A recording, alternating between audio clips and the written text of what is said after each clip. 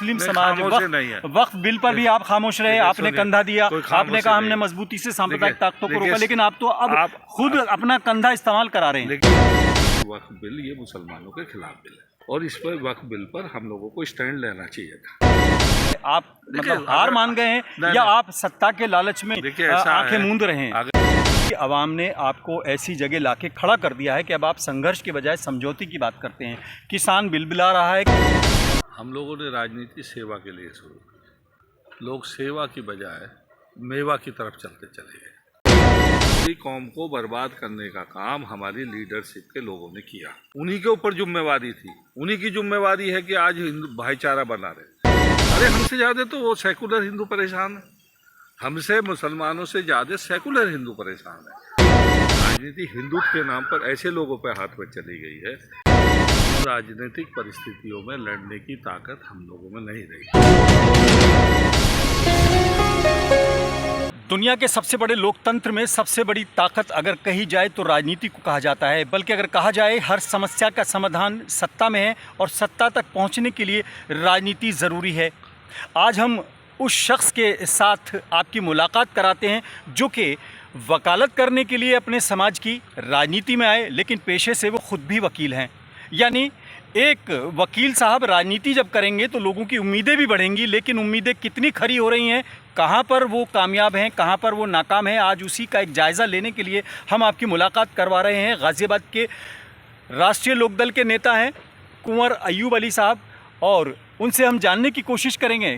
कुंवर साहब, आपका बहुत बहुत स्वागत है। जी शुक्रिया। आप राजनीति में आए, लोगों को आपने सपने दिखाए, लोगों को आपके अंदर सपने नज़र आए, लेकिन आपको अगर कहा जाए आप ही के हाथ में आपका वही खाता दे दिया जाए, तो जब आप उसका आकलन करते हैं, कहाँ पर पाते हैं कि आप कामयाब रहे, कहाँ पर आप पाते हैं कि ऐसा लगा कि कहीं नाकाम रहे, एक अपना ही आकलन। जब हम लोगों ने राजनीति शुरू की वो दौर दूसरा था। जैसे जैसे टाइम बढ़ता गया लोग सेवा की बजाय मेवा की तरफ चलते चले गए, और आज उसी का नतीजा है कि एक ज़माने में जहाँ पूरे पश्चिमी उत्तर प्रदेश की बात आप ले लो, मैं पूरे देश की बात नहीं कर रहा, पश्चिमी उत्तर प्रदेश में कोई ज़िला ऐसा नहीं था जहाँ पर हमारे समाज का कोई मजबूत नेता ना हो। आप सहारनपुर से शुरू करिए, सहारनपुर में रशीद मसूद साहब, मुजफ्फरनगर में सईदुज्जा साहब, अमीर आलम साहब का, मनव्वर भाई, कादिर राणा। मेरठ में आइए आप, मोहसिना किदवाई, मंजूर अहमद साहब, हलीम साहब, सकावत साहब। आप गाज़ियाबाद जैसी जो सबसे कम पॉपुलेटेड मुस्लिम है, मतलब गाज़ियाबाद सबसे कम पॉपुलेशन मुसलमानों की पश्चिम में हमारे गाज़ियाबाद में। यहाँ पर भी आप देखिए कुंवर महमूद अली साहब, अनवार अहमद साहब। मुजफ्फरनगर से लेके शुरू किया मैंने, आप बुलंदशहर में चले जाइए, महमूद हसन साहब, सईदुल हसन साहब। आप बदायूं में चला जाइए, मौलाना असरारुल हक साहब। आप एटा में चले जाइए, महफूज अली साहब। आप मुरादाबाद चले जाइए, हाजी गुलाम मोहम्मद साहब। तो रामपुर, बरेली, पूरे यूपी में हर ज़िले में मुसलमान लीडरशिप थी, लेकिन वो मुसलमान लीडरशिप एग्रेसिव नहीं थी। वो सबको साथ लेकर के अपने हिंदू भाइयों को बड़ा मान करके चलने वाली लीडरशिप थी, और उसी का नतीजा था कि भारतीय जनता पार्टी इस प्रदेश में नहीं पनपी। लेकिन उसके बाद अगर राजनीति में देखें आप, मेरठ में कौन, हाजी जी, नाम क्या उनका, आप नाम लेते हुए थोड़े से झिझक रहे हैं, ये राजनीतिक आपका एक पैंतरा है, लेकिन आपकी इसी पैंतरेबाजी से कौम को, आवाम को और देश की जनता को नुकसान हुआ है। आप खुलकर नहीं बोलते क्योंकि सब लोग आप एक हैं। हाजी शाहिद कुरैशी हैं, हाजी शाहिद अखलाक कुरैशी, हाजी याकूब कुरैशी साहब। गाज़ियाबाद में आओ तो आप वहाब चौधरी साहब, बुलंदशहर में चले जाओ तो वो अपने सर्कस वाले भाई हाजी अलीम साहब। ऐसी एक स्टफ पैदा हो गया जिसको ये लगा कि हिंदू भाइयों को गाली दे करके आप बड़े नेता बन सकते हो, और उन्होंने गाए बगाए वही काम शुरू किया और उसका रिजल्ट भी उनको मिला। हम जैसे लोग धीरे धीरे हाशिए पर चले। लेकिन कौन साहब, दिक्कत क्या हुई? आपने कह दिया, आपने अपनी बात रख दी, आपको जो नुकसान हुआ वो तो हुआ, लेकिन ओवरऑल समाज को, ओवरऑल पूरी नहीं, उम्मत मैं को, अपना ओवरऑल अपना सबको नुकसान हुआ। मैं अपना नुकसान नहीं बता रहा। मैं कह रहा हूँ कि समाज में जो सांप्रदायिक ताकतें बढ़ी, हमें उन पर भी पोस्टमार्टम करना पड़ेगा कि आखिर ऐसी क्या वजह हुई कि जिस देश में भारतीय जनता पार्टी और उसके फ्रंटल ऑर्गेनाइजेशन को 80% की आबादी हिंदू होने के बावजूद भी लोग अपने घरों में नहीं बिठाते थे, आज उनको लोग सीने से लगाए हुए हैं, अपने कंधों पे बिठाए हुए हैं। तो इसका पोस्टमार्टम अगर हम लोग नहीं करेंगे, या हिंदू समाज के जो अच्छे सेकुलर लोग हैं अगर वो नहीं करेंगे, तो जाति हो जाएगी इतिहास के साथ। लेकिन सबसे बड़ा सवाल यह है कि आपने जो बात कही, अगर आप इसको उल्टा करके देखें, आपने गिनवाया कि सहारनपुर से लेकर एटा, बदायूं, मुजफ्फरनगर, मेरठ, सब जगह आपकी लीडरशिप स्ट्रांग थी। आपने ये भी कहा कि ये एग्रेसिव नहीं थे, लेकिन इनके रिजल्ट्स भी क्या आप उनसे सेटिस्फाई हाँ, थे? यस, बिल्कुल। क्या आपको लगता है कि जो कौम के मसाइल थे वो कहीं हल होने वाले थे? देखिए, कौम के मसलों को अलग करके अगर आप लड़ाई लड़ोगे तो जो रिजल्ट हुआ है अब, वो ही पहले हो जाता। कौम के हमारे मसले अलग नहीं है, हमारा सिर्फ मसला अलग है, हमारा मजहब। हम अमन चैन से अपनी नमाज पढ़ें, रोज़ा रखें, अपने जो पर्सनल हमारा लॉ है, मोमिनल लॉ है, उसको में किसी तरह का कोई हस्तक्षेप ना हो, ये हमारा पर्सनल मसला है। बाकी रोजी रोटी, आमदनी, law and order, health services, transport services, ये सबके कॉमन एजेंडे हैं। इनको जो हम लोगों ने अलग करके शुरू किया, हमारे कुछ भाइयों ने, वो एक बुनियाद डाली भारतीय जनता पार्टी को मजबूत करने। यानी आपको लगता है कि ये शुरुआत हमारी सो कॉल्ड मुस्लिम लीडरशिप ने किया है, ये बीजेपी का या उस लॉबी का एक ट्रैप था जिसमें हमारी लीडरशिप फंस गई? नहीं, हमारे लोगों ने, देखिए, जब आप कोई भी लड़ाई अगर लड़ोगे, चाहे सामाजिक लड़ाई हो, चाहे वो लड़ाई किसी भी फ्रंट पे हो, आप पॉलिटिकली लड़ाई अगर लड़ रहे हो, आपने अपने जाति मफाद के लिए पूरी कौम को बर्बाद कर दिया। मेरा ये कहना है, पूरी कौम को बर्बाद करने का काम हमारी लीडरशिप के लोगों ने किया। उन्हीं के ऊपर जिम्मेवारी थी, उन्हीं की जिम्मेवारी है कि आज हिंदू भाईचारा बना रहे। मैं कहता हूँ आज भी हिंदुस्तान, ख़ास तौर से हमारे उत्तर प्रदेश में आधे से ज़्यादा हिंदू परेशान हैं।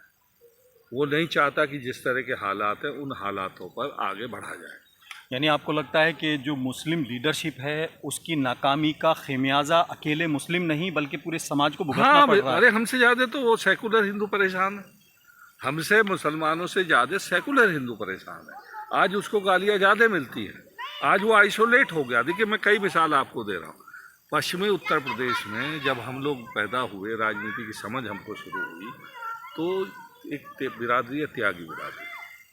मुजफ्फरनगर त्यागियों के कब्जे में थी राजनीति, मेरठ में शांति त्यागी कब्जे में थी, गाजियाबाद में केसी त्यागी, राजपाल मंत्री निवाड़ी, ईश्वर दयाल त्यागी, बालेश्वर त्यागी, चाहे वो भाजपा के हों, लेकिन त्यागियों के कब्जे की राजनीति।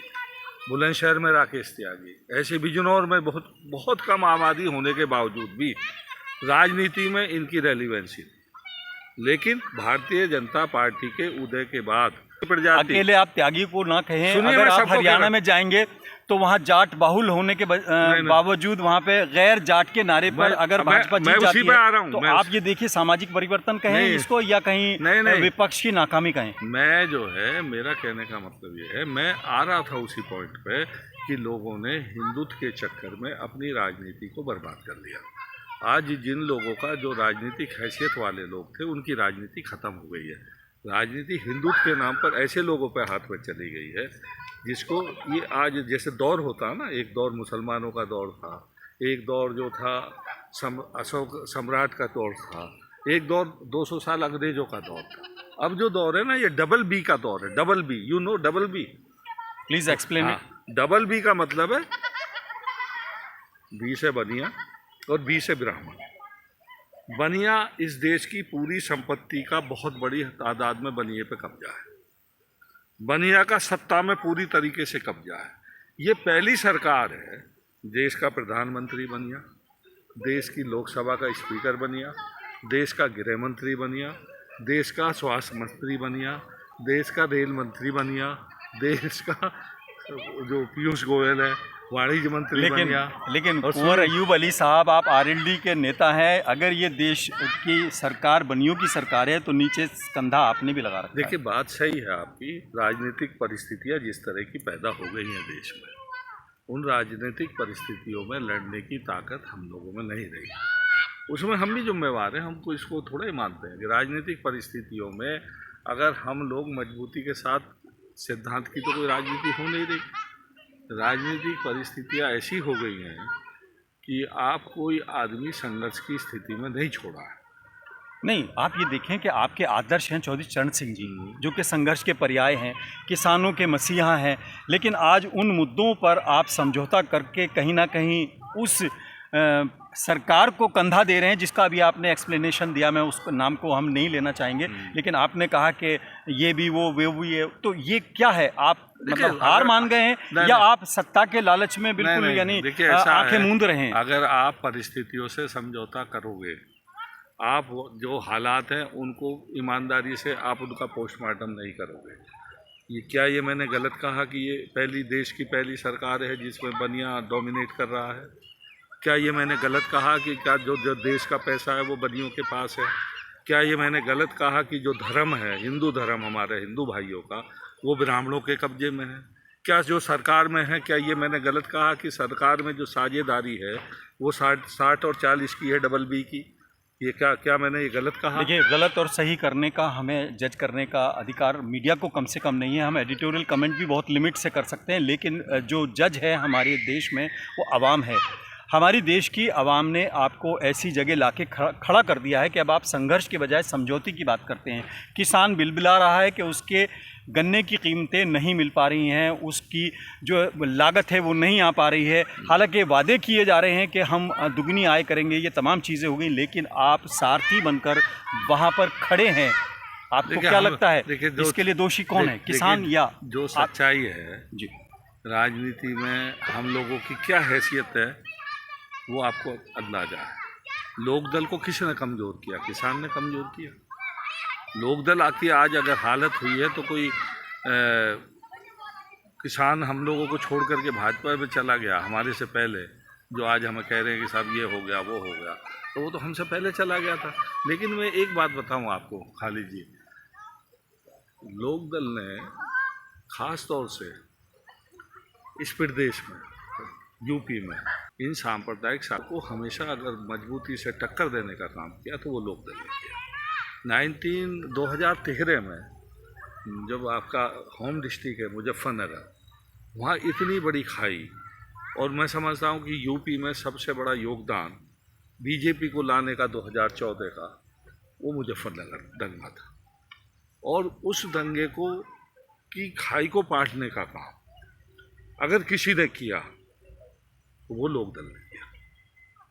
कुंवर साहब, आपकी बात को अगर मैं थोड़ा सा कहूँ, आपको लगेगा कि मैं आपका फेवर कर रहा हूँ। चौधरी अजीत सिंह जी और चौधरी चरण सिंह जी, ये दो नाम ख़ास तौर से ऐसे हैं, मैं नए चेहरे को नाम भले ही ना दूं, लेकिन ये दो चेहरे ऐसे हैं जिनके बारे में कहा जाता है पॉलिटिकल हलके में भी कि करप्शन में ज़्यादा इनका नाम नहीं आया, और सांप्रदायिक भी ये लोग नहीं थे, और सेकुलर एक इमेज को लेकर चले। लेकिन ऐसे ही चेहरों से और ऐसे ही लोगों से लोग उम्मीद भी करते हैं, तो वो उम्मीदें कहाँ टूटी हैं, कहाँ पर आपको लगता है कि आप फेल हुए हैं? क्या इसको स्वीकार करने में आपको झिझक होती है? आजकल जो लोग, मैं भी देखता हूँ कि सोशल मीडिया पे या हमारे आप जैसे मित्र भी जो हमारी खिंचाई कर रहे हो, क्योंकि आप लोगों को लोकदल से उम्मीद बहुत ज़्यादा थी, और आप जानते थे कि सिर्फ लोकदल के लोग ही मजबूती से इन सांप्रदायिक शक्तियों का मुकाबला कर सकते हैं।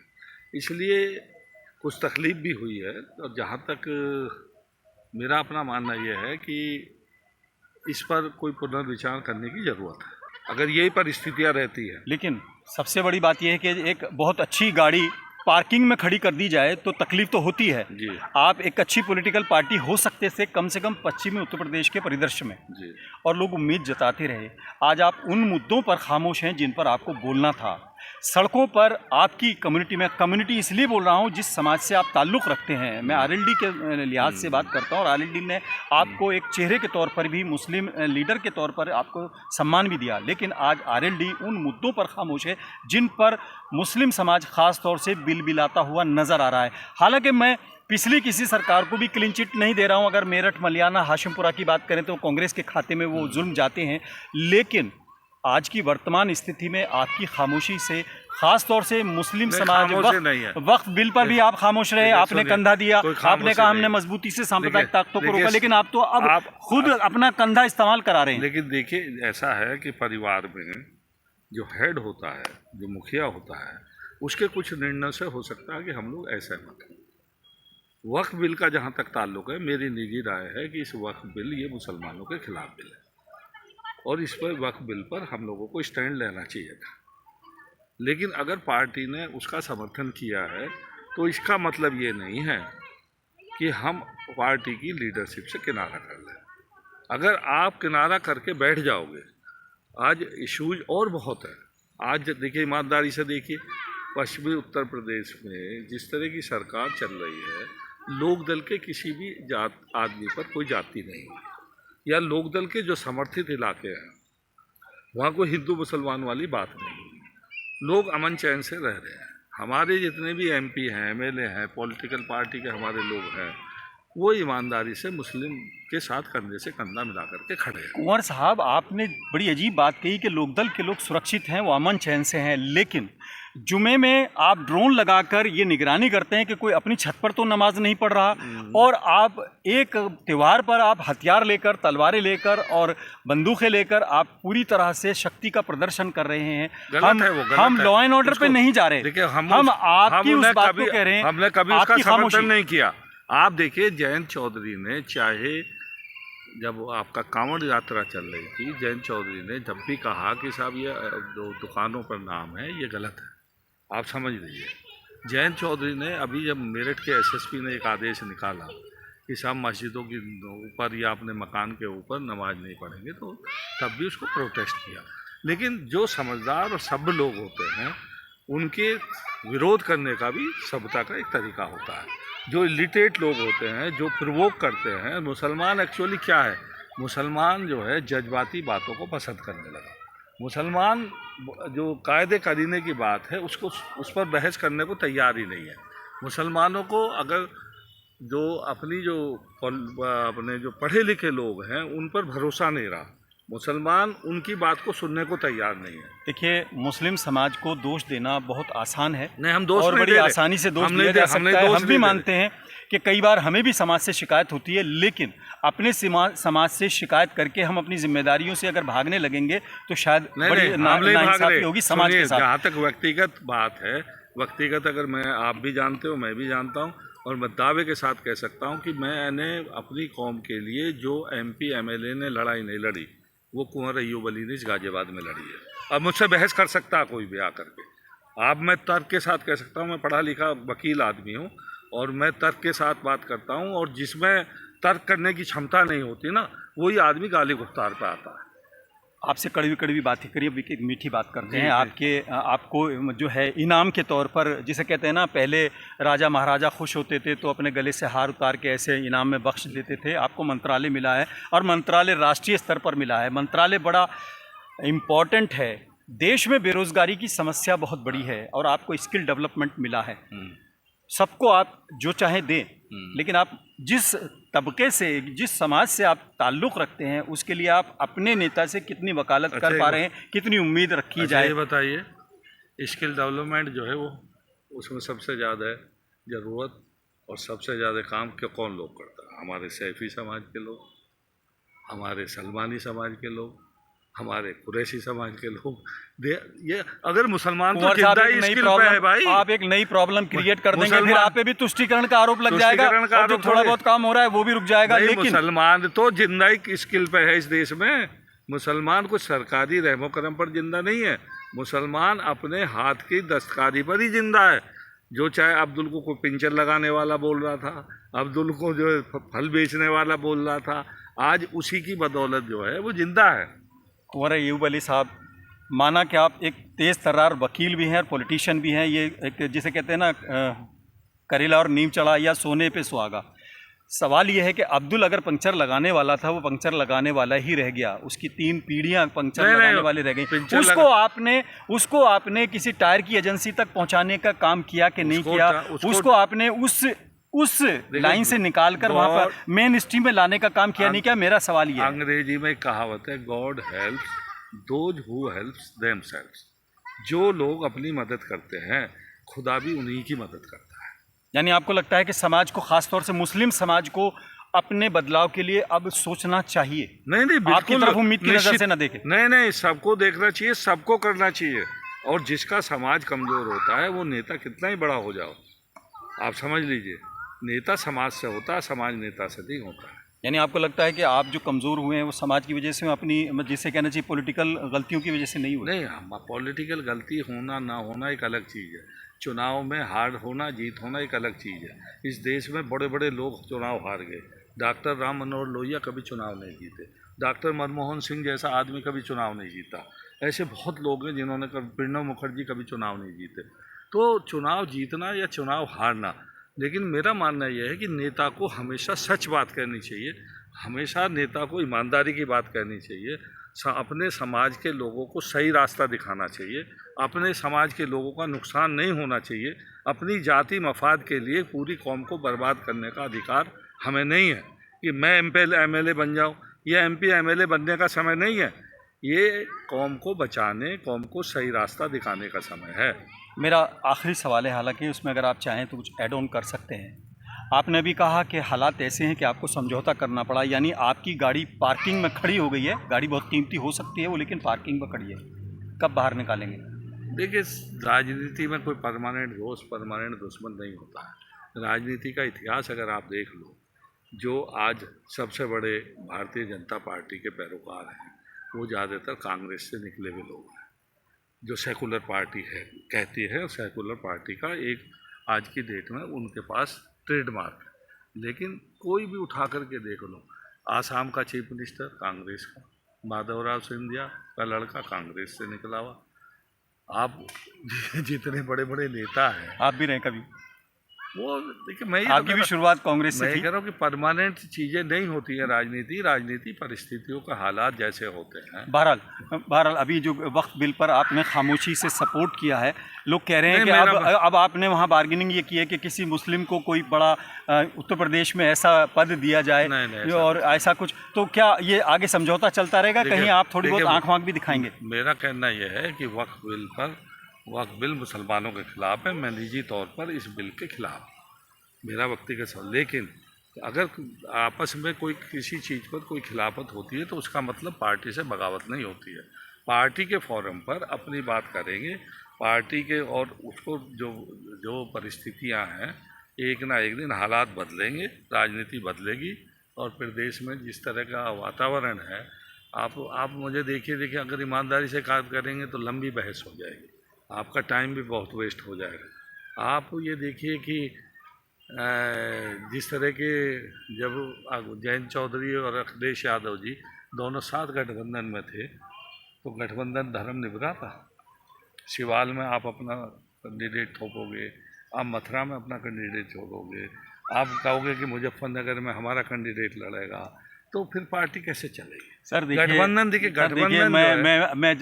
मेरा प्रेरोगेटिव नहीं है, मेरा अधिकार क्षेत्र नहीं है अखिलेश जी के बारे में मैं कोई जवाब दूं, लेकिन आप इतिहास को जब नहीं पढ़ेंगे या भूल जाएंगे, तो आप देखिए चौधरी चरण सिंह जी के बाद अगर विरासत की जंग हुई तो चौधरी अजीत सिंह जी की और मुलायम सिंह जी की हुई, जिसमें बाकायदा चर्चा ये हुई कि आपके अधिकार क्षेत्र में एक तरह से घुसपैठ हुई। उस पर हम नहीं जाना चाहते। उसके बाद कई बार हुआ, आप बार बार आजमाए हुए को सिर्फ जनता के हितों के लिए आजमाते हो, तो कहीं ना कहीं ऐसा नहीं लगता कि शाम को आप सेकुलर उसके साथ हैं जिसको हराने के लिए आप आए थे कि चवन्नी खनकती भी होगी, और मैं तो पलटा नहीं कहूँगा। तो ये सब राजनीति कौन सी है? राजनीति में चुनाव के बारे में, चुनाव के समय क्या बोला जाता है, क्या नहीं बोला जाता, आप मेरे से बेहतर जानते हो।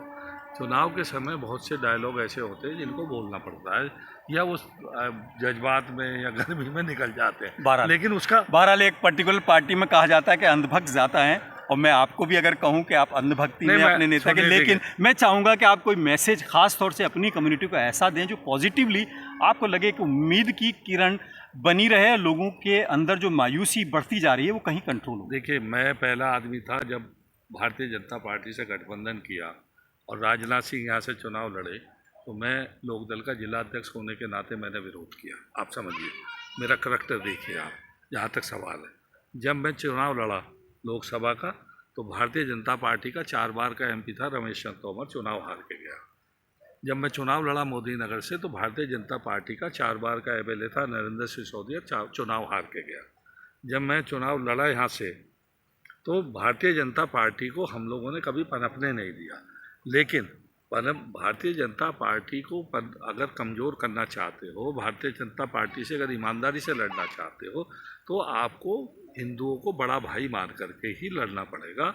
आप बड़े नहीं हो सकते। बड़ा आपको जब बड़े बनने की कोशिश की है, तो आप छोटे भाई बन करके तो आप रह सकते हो। अगर आप बड़े भाई बनने की कोशिश करोगे तो कौम का इतना बड़ा नुकसान हो जाएगा। मेरा सवाल खत्म जिसका हो गया था, आपने लेकिन सोचा। मैं इसका जवाब देना चाहूँगा। 1947 से आज तक भारत के मुसलमान ने अपने हिंदू भाइयों को बड़ा भाई माना है। उसने कमान जिन्ना के बजाय नेहरू जी के हाथ में दी, उनको पसंद किया। उसके बाद आप देखें, मुलायम सिंह जी के मुकाबले में कई मुस्लिम चेहरे थे, उनको कभी पसंद नहीं किया। आज भी असदुद्दीन ओवैसी अपने आप को संघर्ष करते नजर आते हैं, लेकिन मुस्लिम समाज की पसंद कुछ और है। उसने हमेशा हिंदू भाई को अपना बड़ा भाई माना, और मैं इस बात से आपकी सहमत भी हूं कि यही शायद देश का ताना बाना और यही सुंदरता है। बहरहाल आपसे देखिए, मैंने जो शुरुआत आपसे की, क्या हिंदू भाइयों ने मुसलमानों को नहीं माना? बिल्कुल। क्या सोच सकते हो आज की गाजियाबाद में लोकसभा एमपी मुसलमान बन जाएगा? सोच सकते हो आप? 2 बार यहाँ मुसलमान हिंदू भाइयों ने बनाया ना। क्या आप सोच सकते हो कि मेरठ में क्या एमपी मुसलमान बन जाएगा? हिंदू भाइयों ने बनाया ना। आप मुजफ्फरनगर में बन के दिखाओ ना। दोनों एमपी, शामली कैराना भी और मुजफ्फरनगर भी, दोनों हिंदू भाइयों ने बनाए ना। आप सोच सकते हो कि जो है एटा में मुसलमान एमपी बन जाएगा? आप सोच सकते हो कि बदायूं में मुसलमान एमपी बन जाएगा? बहरहाल क्या कुंवर बात अय्यूब करते अली हो साहब आप? इतने शार्प पॉलिटिशियन और इतने शार्प वक्ता हैं कि ये पूरे, नहीं, जिसे कहना चाहिए, पूरे टाइम को भी आप- ले लेंगे और हमारा वो ले लेंगे। लेकिन मैं आपको ये बताऊं कि जो इन्होंने बात कही है 16 आने सत्य है कि जब तक देश के ताने बाने पर, ख़ास तौर से भाईचारे पर, दोनों समाजों को, और ख़ास तौर से छोटे भाई के तौर पर माइनॉरिटी को और मुस्लिम समाज को विचार करना होगा और बड़ा भाई मानकर एक देखिए, समन्वय स्थापित करना। मेरा आपके माध्यम से सिर्फ इतना निवेदन करना है, ये गुजारिश करनी है कि एक तो हमने अपने हिंदू भाइयों के पास उठना बैठना बंद कर दिया, जिसको कहते कम्युनिकेशन गैप हो गया। हमें अपने हिंदू दोस्तों के पास बैठना पड़ेगा। हमें उनके दुख दर्द में, उनके रीति रिवाज में, उनके जितने भी धार्मिक आयोजन हैं उनमें हमको लेना पड़ेगा। क्या बुरा मत मानना, अगर कोई हमारे बीच में हिंदू नेता आता है तो क्या ज़रूरत है कि हम उसको गोल टोपी उड़ाएंगे? क्या ज़रूरत है कि हम उसको लाल रुमाल उड़ा करके और जो है गोल टोपी उठा करके उसका फोटो छापेंगे? हमें करना ये चाहिए कि हम कहते हैं कि कोई हिंदू नेता हमारे बीच में आए, हम कहें कि उससे भाई तिलक लगा के आओ। आप अपने हिंदू धर्म के हिसाब से आओ, और जो अच्छा हिंदू है उसका सम्मान करो। भाई, हिंदू भी तो 2 तरह के हो गए इस देश में। बहरहाल कुंवर साहब, मैं आपसे इजाजत इसलिए चाहूंगा कि ये सुनिए पहले, एक देखिए, एक तो अदालत में भी आप यही करते हैं, राजनीति में भी यही कर रहे हैं क्या? हिंदू जो है, हिंदू धर्म में भी लड़ाई है वैचारिक रूप से। हिंदू धर्म में एक तो हिंदू धर्म के नाम पे जो दुकान चलाने वाला हिंदू है, एक जो एक्चुअल हिंदू है, जो हिंदू धर्म के साथ साथ दूसरे धर्मों का सम्मान करता है। तो जो सच्चा अच्छा हिंदू है उसका हम सम्मान नहीं करेंगे तो वो उस नकली हिंदू से कैसे लड़ेगा? बहरहाल तुम्हारा हम नहीं लड़ सकते, उसे ही लड़ना बहरहाल आपने बहुत मार्मिक और जिसे कहना चाहिए बहुत पॉइंट की बात कही है, और इस पर अगले किसी प्रोग्राम में हम फिर बात करेंगे। लेकिन लब्बे लुबाब यही निकल कर आया है कि समाज को भी एक बार अपने गिरेबान में झांकना होगा और जो कम्युनिकेशन गैप है उसको दूर करना पड़ेगा। बहुत बहुत शुक्रिया के साथ फिलहाल आज़ाद खालिद को इजाज़त। शुक्रिया।